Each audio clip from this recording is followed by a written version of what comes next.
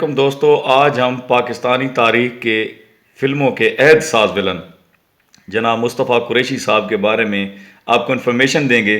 مصطفیٰ قریشی کیسے حادثاتی طور پہ پھر ریڈیو سے فلم کی طرف آئے، اس کے بعد کیسے عروج پہ پہنچے، زوال کیسے آیا، سلطان رائی صاحب کے ساتھ کیسے تعلقات تھے، شادی کہاں پہ کی اور آج کل کیسی زندگی بسر کر رہے ہیں، اس بارے میں آپ کو انفارمیشن دیں گے۔ تب تک ہمارے یوٹیوب چینل فلمی لوگ کو سبسکرائب کریں اور بیل آئیکن کو پریس کر دیں تاکہ آپ تازہ ترین ویڈیوز کی معلومات آپ تک پہنچتی رہیں۔ شکریہ۔ جی جناب، مصطفیٰ قریشی صاحب 11 مئی 1938 کو حیدرآباد سندھ میں پیدا ہوئے۔ ابتدائی تعلیم مدرسے سے اپنی تعلیم کا آغاز کیا، قرآن پاک کی تفسیر بھی پڑھی۔ اس کے بعد آپ نے گورنمنٹ ہائی اسکول حیدرآباد سے میٹرک کا امتحان پاس کیا، پھر گورنمنٹ کالج حیدرآباد سے گریجویشن کیا اور پھر سندھ یونیورسٹی سے ایم اے کی تعلیم حاصل کی۔ اس کے بعد آپ ریڈیو پاکستان کی طرف آئے اپنی قسمت آزمانے کے لیے۔ تو آپ کی بڑی خواہش تھی کہ میں ریڈیو پہ میری آواز جو ہے آن ایئر جائے۔ تو 60 کی دہائی میں آپ ریڈیو پاکستان میں آئے اور ریڈیو پاکستان کا ایک پروگرام کرنے کے بعد جب مصطفیٰ قریشی صاحب ان کی آواز آن ایئر گئی، اپنا شوق پورا کیا، تو انہوں نے سوچا کہ اب مجھ سے پیسے لیے جائیں گے۔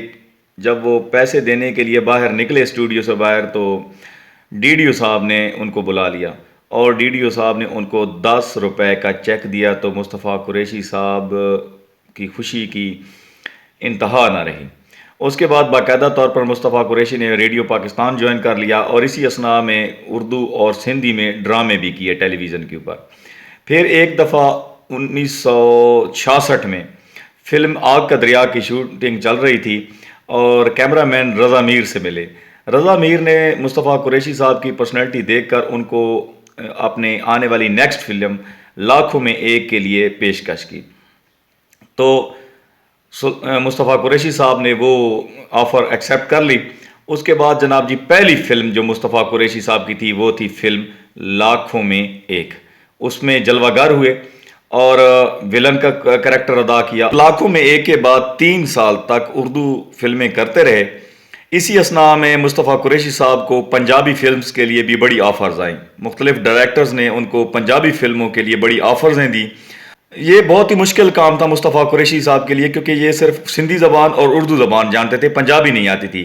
بہرحال مصطفیٰ قریشی صاحب نے اپنی جو پہلی فلم تھی جو پنجابی میں انہوں نے کی، اس کا نام تھا چار خون دے پیاسے۔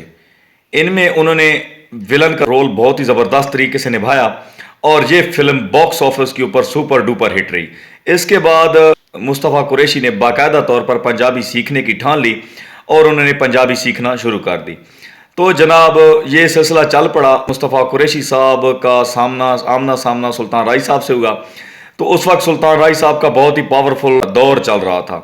تو سلطان رائی صاحب سے کام کرتے وقت شروع میں مصطفیٰ قریشی صاحب کو مشکلات پیش آئیں، کیونکہ سلطان رائی صاحب لاؤڈ بولتے تھے اور مصطفیٰ قریشی کی جو ایکٹنگ تھی وہ دھیمی آواز میں تھی۔ تو مختلف فلمیں کی اور اسی طرح مصطفیٰ قریشی صاحب کی کامیابی کا سفر چل پڑا۔ اور سلطان رائی صاحب جتنے بڑے ہیرو تھے، اسی طرح اسی دور میں مصطفیٰ قریشی صاحب بھی ایز اے بہت بڑے ویلن کی صورت میں بگ سکرین کے اوپر جلوہ گر ہوئے۔ گج دے بڑے نے پر بس دا کوئی نہیں، بس پیا تے نک نک ڈب جائے گا۔ کوئی بھی فلم جو تھی وہ سلطان رائی اور مصطفیٰ قریشی صاحب کے بغیر ہٹ نہیں ہو رہی تھی اس دور میں۔ یعنی کہ مصطفیٰ قریشی اور سلطان رائی صاحب کی جو تصویر تھی کسی بھی فلم کے پوسٹر پر، اس فلم کی کامیابی کی ضمانت ہوا کرتی تھی۔ اور اسی طرح مصطفیٰ قریشی صاحب کا عروج کا زمانہ چل پڑا، کئی فلمیں کی۔ تو سب سے پہلے جو سپر ڈوپر فلم ہٹ رہی جس نے مصطفیٰ قریشی کی شہرت کو آسمان کی بلندیوں تک پہنچا دیا، وہ تھی دا لیجنڈ فلم، لیجنڈری فلم مولا جٹ۔ یہ 1979 میں پردہ سکرین پر آئی اور نہ صرف اس فلم نے پاکستان میں شہرت اور دولت سمیٹی بلکہ پوری دنیا میں اس نے ایک بہت اچھا بزنس کیا۔ لتاں بھی دو نے، ہاتھ بھی دو، سر بھی ایک، اینے عام جسم بچتے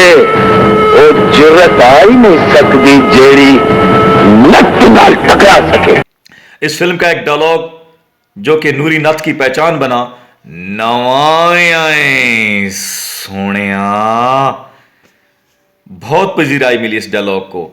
सुल्तान राय साहब का पावरफुल डायलॉग, ओए मौले नू मौला ना मरे ते मौला नहीं हो मरदा। इसी तरह ये डायलॉग जो थे ये हैरत अंगेज तौर पर हर आम खास की ज़बान पर रूनुमा होने लग गए। तो इसी तरह फ़न की बुलंदियों पर मुस्तफ़ा कुरैशी एक अहद साज विलन की सूरत में अपनी तारीख जो थे वो रकम कर रहे थे। सुल्तान राय साहब के साथ मुस्तफ़ा कुरैशी साहब के कैसे ताल्लुकात थे? बहुत ही ज़बरदस्त ताल्लुकात थे। दोनों स्क्रीन के ऊपर एक दूसरे के खून के प्यासे थे, लेकिन पर्दा स्क्रीन से पीछे दोनों एक दूसरे के बहुत अच्छे दोस्त थे। दोनों एक दूसरे के ऊपर जान छिड़कते थे। और आज भी आप देखेंगे कि मुस्तफ़ा कुरैशी साहब चूँकि ज़िंदा हैं, उनके सामने जब भी सुल्तान राय साहब का जिक्र किया जाता है तो उनकी आंखों से आंसू जारी हो जाते हैं। और मुस्तफ़ा कुरैशी बाकायदगी से सुल्तान राय साहब की कब्र पर फातिहा खानी भी करते हैं। इन दोनों की जो जोड़ी थी वो तकरीबन 26 साल तक ये इन्होंने इकट्ठी फिल्में की, मुस्तफ़ा कुरैशी और सुल्तान राय साहब ने।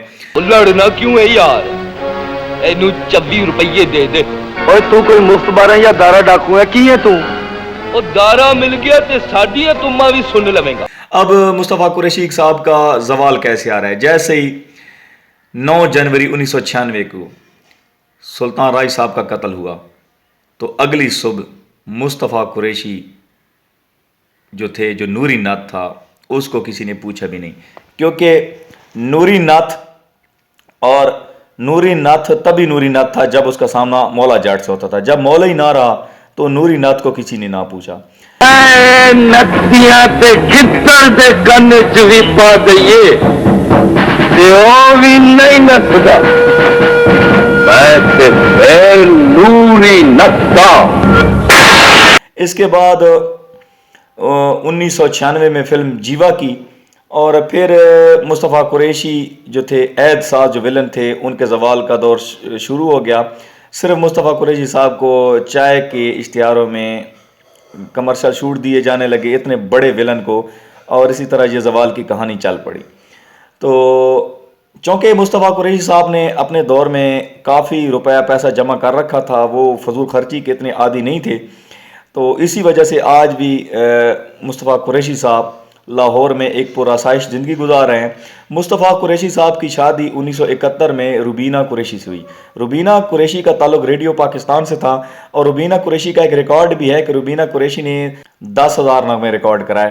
तो रुबीना कुरैशी से मुस्तफ़ा कुरैशी साहब का एक बेटी और एक बेटा आमिर कुरैशी भी है। आमिर कुरैशी लंदन से उन्होंने मास्टर किया है और मुख्तलिफ ड्रामों और फिल्मों में अपनी परफॉर्मेंस दे चुके हैं। इस तरह वो एक अच्छे म्यूज़िक कंपोज़र भी हैं। तो अगर बात की जाए मुस्तफ़ा कुरैशी साहब की नज़रियाती ज़िंदगी की, तो मुस्तफ़ा कुरैशी साहब नज़रियाती तौर पर सबसे पहले पीपल्स पार्टी से रिलेटेड थे। जुल्फ़िकार अली भुट्टो को सपोर्ट करते थे। जुल्फ़िकार अली भुट्टो के शहीद होने के बाद मोहतरमा बेनज़ीर भुट्टो के जाले के तौर पर सामने आए।